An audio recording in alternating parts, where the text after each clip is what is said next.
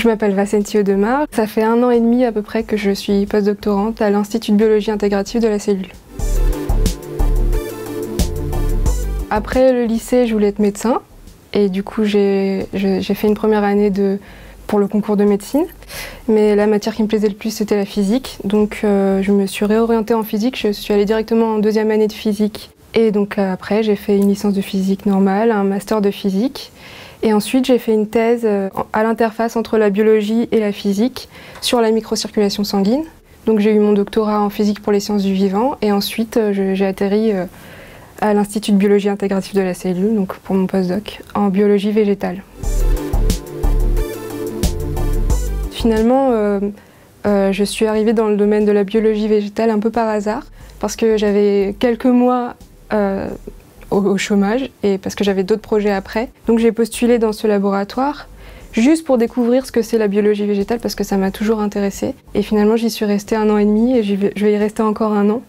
Donc j'aurais jamais postulé avant si c'était pas juste pour 4 mois parce que je me serais dit que c'est pas du tout mon profil donc on me prendrait pas.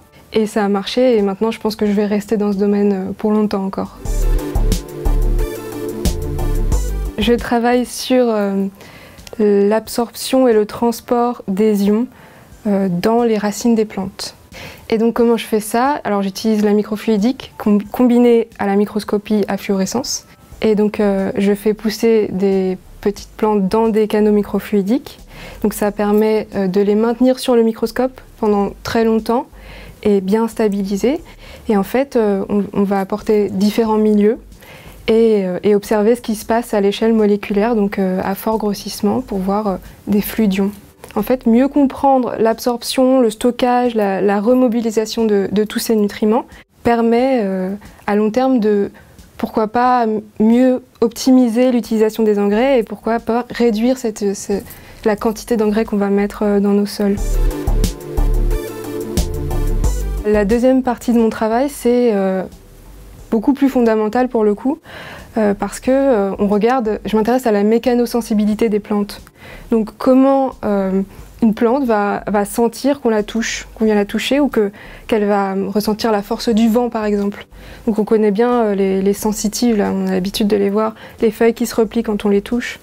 Donc comment ça marche ça? Et en fait, grâce à la microfluidique, on a développé un outil qui nous permet de venir appuyer sur la racine, sous le microscope directement. Et donc on voit un flux d'ions calcium notamment, qui est une molécule de signalisation justement, qui permet après des cascades de signalisation et une réponse derrière. Déjà la microfluidique, c'est une technologie vraiment innovante qui est assez connue dans le monde de la biologie animale, mais très peu dans le monde de la biologie végétale. Donc ça, c'est très nouveau. Et puis, il y a tout le développement de la microscopie à fluorescence et notamment ces biosenseurs, qui est assez nouveau aussi. Et la combinaison des deux nous permet d'avoir accès à des connaissances qui étaient jusque-là inaccessibles. Quand j'étais à la fac, on apprenait beaucoup de choses et j'avais l'impression d'ingurgiter des informations sans trop bien comprendre en profondeur, même si je savais faire mes exercices.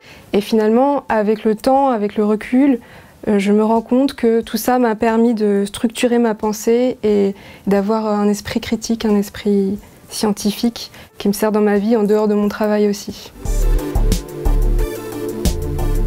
Alors le conseil que je donnerais, c'est d'avoir confiance en soi et de surtout pas s'auto-censurer parce que c'est une perte d'énergie et de temps inutile et parfois on peut avoir accès à des métiers passionnants alors qu'on pensait que ce serait jamais accessible pour nous. Surtout aux filles qui généralement ont tendance à s'arrêter assez tôt alors qu'elles ont tout à fait les capacités.